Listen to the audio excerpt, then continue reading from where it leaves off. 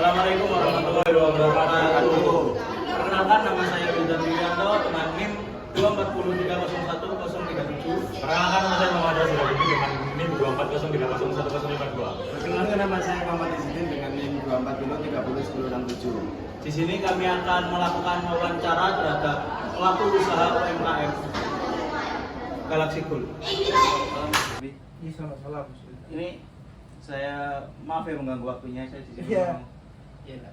mau wawancara soal perusahaannya Mas Bobi yang Galaxy Gold. Kalau sejarah itu jadi sebenarnya Galaxy itu kan sebenarnya nama toko orang tua saya.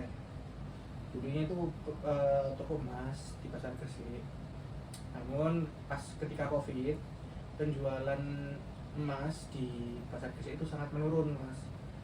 Nah, ayah saya waktu itu juga memutuskan untuk pensiun dan mengestafetkan kepada saya dan saudara saya. Kemudian saya berpikir waktu itu, wah ini nggak bisa dilanjutkan ini, waktu kondisi Covid yang sepi terus kayak gitu. Dan hampir tiap hari tuh nggak ada pembeli, Mas. Selama berbulan-bulan nggak ada pembeli. Jadi akhirnya saya mikir-mikir gimana caranya biar bisa tetap muter itu, modal itu tetap muter. Akhirnya saya amati saya kan tinggalnya di kiri, Mas. Jadi saya lihat di kiri itu kan banyak pengrajin perhiasan. Jadi banyak SDM pengrajin perhiasan itu.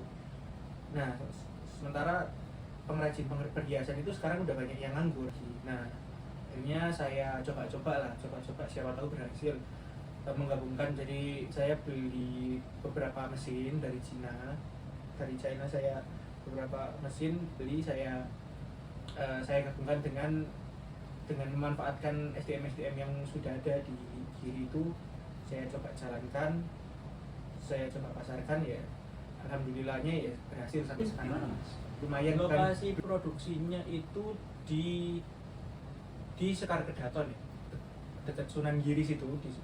Kita baru 1 tahun pindah workshop untuk memperbesar kapasitas produksi kami di daerah Sunan Giri situ, tetap daerah Sunan Giri itu. Sebelumnya masih menyatu, Mas, dengan rumah saya. Jadi di rumah saya itu ada ruang kosong mungkin sekitar 3x5 meter gitu, Mas. Itu kita jadikan untuk tempat produksi, cuma satu ruangan itu aja. Kalau pemiliknya saya dan kakak saya, ditambah lagi ada satu investor dari luar. Struktur organisasi, jadi kalau struktur organisasi itu kita ya cuman karena kita skalanya masih belum besar ya, Mas. Jadi kita masih cuman dibagi menjadi satu ya, owner, aku, kakakku ini, yang ada di dalam, yang kalau investornya kan nggak ikut cawe-cawe lah, cuman sebagai pemilik pasif aja. Nah, itu dari pemiliknya itu nanti dibagi menjadi 2. Ada yang di sektor produksi, ada yang di sektor pemasaran. Nah, di sektor, dan juga ada kepalanya masing-masing lah. Jadi ada kepala produksi, kepala pemasaran, dan nanti satu orang ini membawai beberapa orang. Jadi kalau di produksi itu mungkin sekitar ada 5 orang termasuk kepala produksinya. Kalau di pemasaran ada 3 orang termasuk kepala pemasarannya. Nah, tapi kita ada juga kayak ada sales perhiasan independen dari eksternal, itu juga beberapa ngambil di kita. Proses produksinya ya kita kasarannya ya pulaan lah, Mas, pulaan emas batangan gitu, pulaan emas batangan. Terus nanti kita lebur sama beberapa campuran logam-logam lainnya. Nanti ada kadar 70%, ada kadar 30%, ada kadar 375%. Nah, itu macam-macam kan kadarnya. Itu nanti diproduksi, dijadiin perhiasan. Nah, target pasar kita itu yang mau yang gede-gede itu. Jadi lebih ke desa-desa sih, Mas, bukan ke kota-kota besar seperti Surabaya dan lain-lain.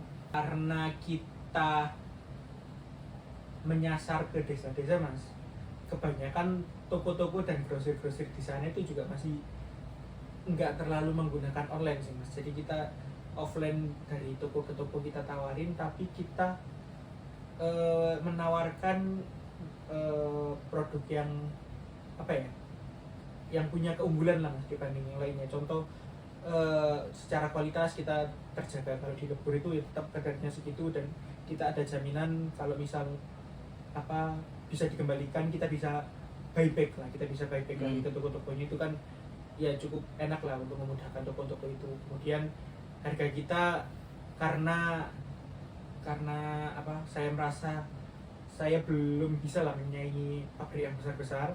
Kalau kita mau menyaingi pabrik yang besar-besar, mau bersaing untuk laku dengan pabrik yang besar-besar, tapi kita menawarkan harga yang sama dengan pabrik besar-besar, saya merasa sih saya bakal kalah. Jadi saya tetap mengambil harga di bawah pabrik-pabrik besar itu untuk menarik toko-toko buat beli produk saya. Karena ketika dia beli produk saya, mereka menjual ke konsumen dengan harga sama kayak pabrik-pabrik besar lainnya, itu kan otomatis mereka mendapatkan margin yang lebih besar, Mas. Iya. Jadi itu yang bikin produk saya lebih menarik, karena memberikan kesempatan untuk reseller maupun toko-toko lainnya itu mendapatkan keuntungan yang lebih besar daripada mengambil di tempat lain. Karena memang target kita kan ke toko-toko atau ke sales, bukan ke konsumen. Jadi strategi marketingnya kita menawarkan untuk memberi mereka keuntungan yang lebih besar. Nah itu tadi sebenarnya jawaban tadi lebih cocok ke yang ini ya. Jadi kita itu memberikan kesempatan untuk para pembeli kita, karena pembeli kita kan masih bakal dijual lagi, bukan untuk dipakai. Jadi kita memberikan kesempatan mereka untuk untung lebih besar daripada mengambil di tempat lain. Jadi Ya udah Mas, maaf ya Mas mengganggu waktunya. Terima kasih Mas. Saya Iya. mau langsung pamit. Oh iya silakan Mas, makasih Mas. Makasih Mas.